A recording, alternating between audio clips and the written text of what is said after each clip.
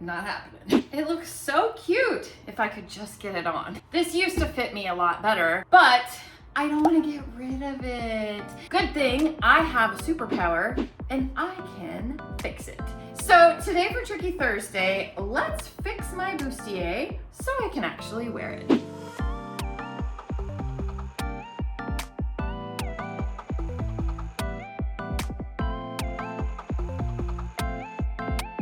Hello and welcome to my corner of the internet. My name is Trisha. I'm your pattern nerd friend, and we talk all things sewing, pattern making, and fitting here in my world. So welcome, or thanks for coming back. The one thing that I love about sewing is that it really expands the limits of what you can do with your wardrobe. So I do this all the time, where I take something that isn't working anymore, but I still love it. And so I figure out a way to make it work so that I can still wear it. That's what we're gonna do here today. A lot of people ask me how to do this, or they wanna know my process. So for today, I'm taking you along with me. Okay, so I'm pretty sure that I picked this up at like a Buffalo Exchange, but I absolutely love it. It has some plastic boning here on the sides, has this little beautiful lace, has this little leather kind of bow, and it always looks really great when you have it on. This hits at your natural waist and it has like a peplum. Maybe I should remake this. Anyway, the back closure is the stupidest thing about this, and this is probably why it was given away in the first place. It has all of these hooks and eyes, which, yeah, that's great if you could actually get into it, but why would you ever do this in the back? Even if this fit me, it's still supposed to be tight and a bustier. To do these little tiny hooks and eyes at the back is just silly. So what I think I'm gonna do is I'm going to remove this hook and eye situation that they have here.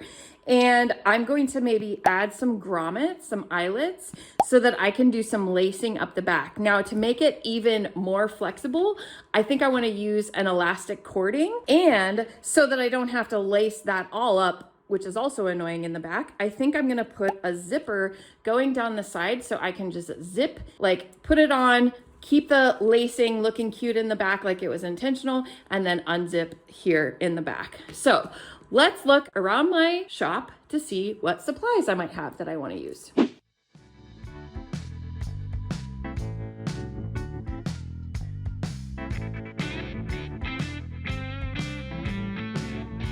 Okay, so now because of this really delicate lace here at the top, and there's a bone in there, putting this zipper in is gonna be a little bit tricky. So I don't wanna go all the way up. I wanna try to have the zipper start around here and go down. So I grabbed this zipper because I had it in my stock, but it's still not quite long enough. You know, it only goes to there. And I think we need to get over the boobies. I have this zipper, which is a little bit long, but it's what we got. So I'm just gonna have to shorten it, which I know how to do as well. So we're gonna go with this one. And because I wanna put grommets and everything back here, I'm worried about when I take this off, which I haven't done yet, that it's not gonna be very stable. There is a plastic bone in there, which I'd like to leave in there. So we'll see what happens when I take this out. But I am going to get something to reinforce this a little bit where I want to put the eyelets. And then I searched in my stash, and I actually have, I think they're brown, but they look kind of red. So I think I'm gonna go with these red eyelets, or these brown eyelets, because I think it'll just add to the little bits of red and stuff that are peeking through, and you know, be another nice detail in addition to the lacing. All right, let's look at what supplies we're gonna be using. So we're gonna have some eyelets, eyelet setter, and a way to cut the holes. We're gonna use this zipper, and I found this grosgrain ribbon in my stash. It's a little wide, but maybe I'll double it up and have extra support. And we have this elastic cording, which I'm gonna use for the lacing because it has stretch, but it'll still look nice when it's all laced up. Now don't come for me with how janky my elastic cording is. It still works, it's not dead. I've had this roll forever. It lived through the whole masks pandemic thing, and it's gonna work, it's what we have. When I took these things out, the bones were kind of placed in between here and on the other side. This was sewn onto the edge, I think it was the other side, but anyway, it was sewn on to the edge like this. And then when it flipped back, the bone was caught inside there. So I still want to keep the bones in the center back because it is going to help keep its shape. So what I'll probably do is I will sew this together and folded, and I'll sew it to this edge first. So that way I have a wider pocket for my bone to go into, and then I'll stitch the bone down, and then I'll stitch this down to give that extra support for the grommets. And now to go into the zipper, I have to decide which side, but I was feeling around, there is a bone here. It feels like it is only somehow connected to the outer. It's only connected to the inner. So I'm gonna have to use both the inner and the outer to sew this zipper. So we may have to do something similar. And I'm gonna open up this seam, so it might get, these aren't, connected. So I might have to get creative with that, but let's open up this and see what we got going on inside. Now, sometimes when you're altering something or you're upcycling something, you find surprises when you start opening things up. So that bone is on the side here, and I can see from the inside, it is just a casing inside this lining part, which is such thin cotton and not very nice. And the way that they did this seam, both of these fabrics are fraying like crazy. So what I'm probably gonna do, because I do want that bone still in there, is I may, again, use some of my grosgrain and create a little casing to put this bone back in once I decide how the zipper is gonna go in. But that's just part of the fun. Okay, so I removed our hook and eye situation. We don't need those anymore. I've cut my grosgrain and pressed it in half. So what I'm gonna do now is I'm going to stitch it to this edge, and then once that's stitched, then I can put the bone inside and stitch the bone inside, and then stitch this other side down. So that's what we're planning. But just like I was saying, how you never know what you're gonna find, these are both from the center back. Do we see the difference? Do we see? I don't know why it's like that, but that's what we have. I'll decide whether I'm going to actually fix them or not. We'll see.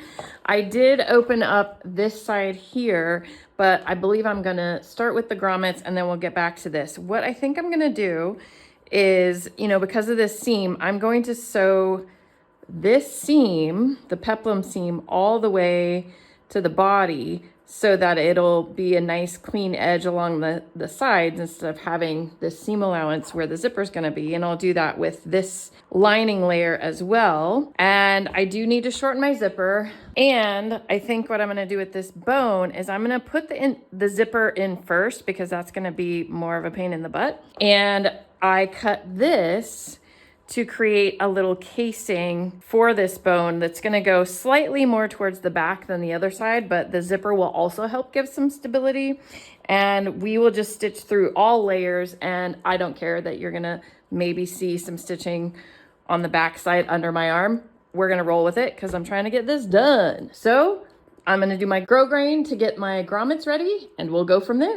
Honestly, this is kind of wiggly because the grosgrain is not stretching, which is why I'm using it, and this bodice is stretching like crazy. So I am just trying to ease it in as I go and trying to stay as close to the edge but still catching it.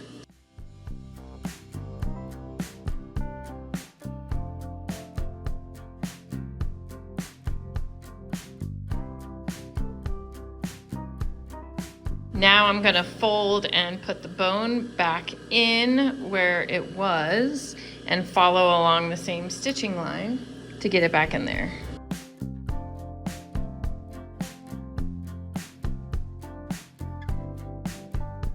And see here, we kind of went off of the original fabric, which is why I wanted to add the grosgrain to it first, but we're still good. Now to finish off this, I'm gonna go across because it's still kind of open there. The bone could wiggle out, but I'm just gonna do it with machine, go all the way across and all the way down and back again to hold this down.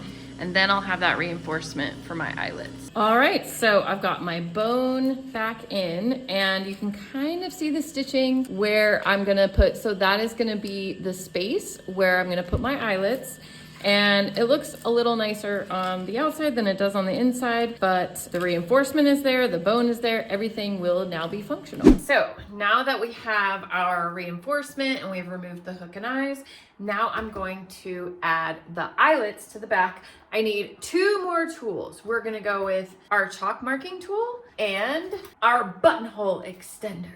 For my buttonhole extender, you don't have to use one of these. You could do math and figure out equal placing for the eyelets, but this makes it so much faster and easier. So I am a huge fan of using this. And I picked this up at like a thrift store for $2. I am gonna be mindful of this seam right here because there's some extra seam allowance there that I don't wanna have to deal with, but I am just going to mark everywhere that I wanna put these eyelets, and I think it's gonna be great and super easy. Now, when you're marking the other side, you can still use the button extender, but I want to make sure that they are ending up in the exact same spot. So I am going to just mark them this way so that they end up exactly in the same spot on the other side. The next step is to punch out the holes and try the grommet. So I have it on a smaller size because I don't want to make the hole too big.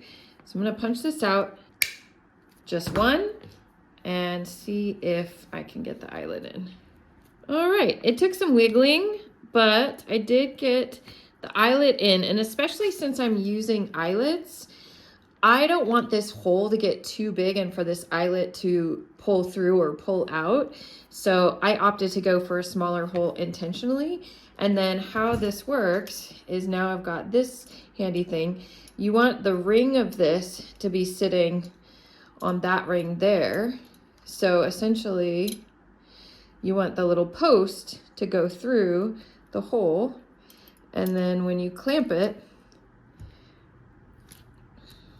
what it does is it splays out the back. And that's why if the hole is already kind of big, it could not quite catch, and then that allows it to come through. Now, these usually aren't the best. I usually prefer grommets for a garment so that this isn't against your skin, but I'm not that worried about it. And I had these around and I like the color, so we're rolling with it. So that's what I'm gonna do, is I'm gonna punch out all the holes and then place all of my eyelets.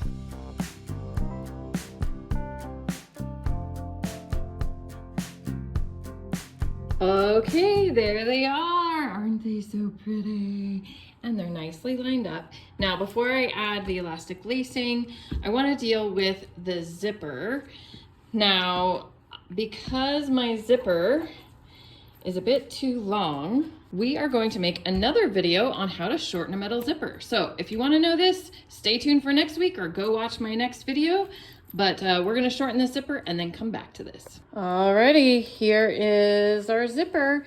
And if you wanna know more about sewing a kiss zipper, we do have a video on that also. So you can find out more details about that in the other video. I went ahead and pinned, see what I'm saying? Like, this is all stretched out and it actually created a natural tuck. So I just don't even wanna deal with it with the machine. So I am just gonna hand sew this here. And here's one tip that will maybe make your hand sewing life a little easier is to use thread magic or thread conditioner. I like thread conditioner better than beeswax. For me, it seems to work better. It seems to be easier to use, and it makes your hand sewing that much better. And yes, I am using serger thread to hand sew. I am not a thread snob, and I happen to have the color I want in my serger thread. I double up my thread and then I just run it through a couple times, and then that makes it really slick and easy to guide through and less knots. I went ahead and got it started, and I am doing my favorite stitch. It's called a slip stitch. So all I'm doing is I am traveling along the zipper tape, and then I'm coming up and I'm grabbing just a little bit of the red check, which is why I went with the darker thread, and you just do this the whole way.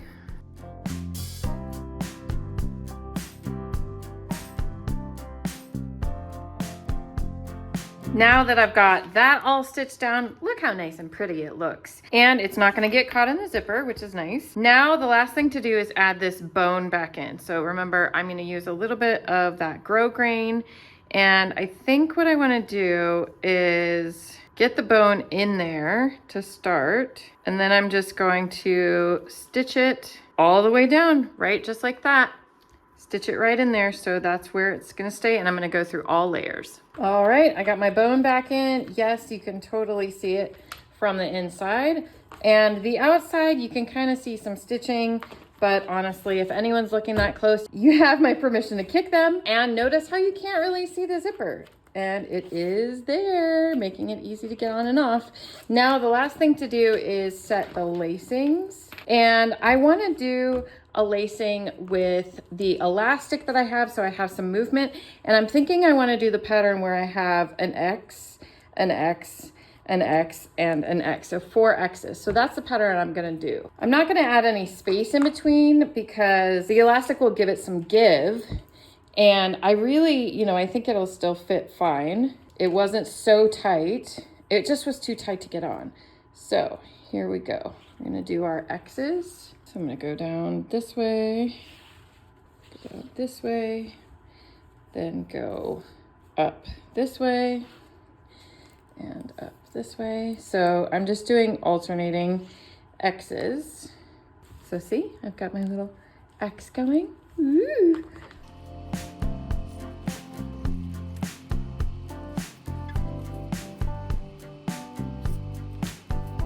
Now the great thing about doing this lacing back here is I'm doing it with elastic right now just for ease of wearing it.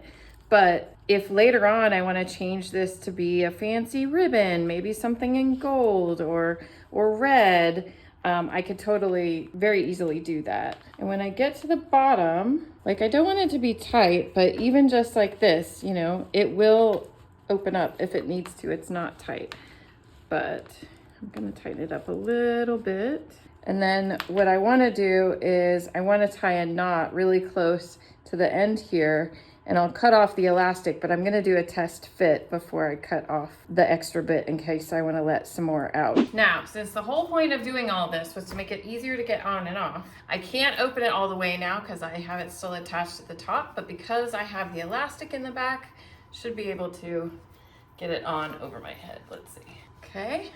Then it's already attached at the top.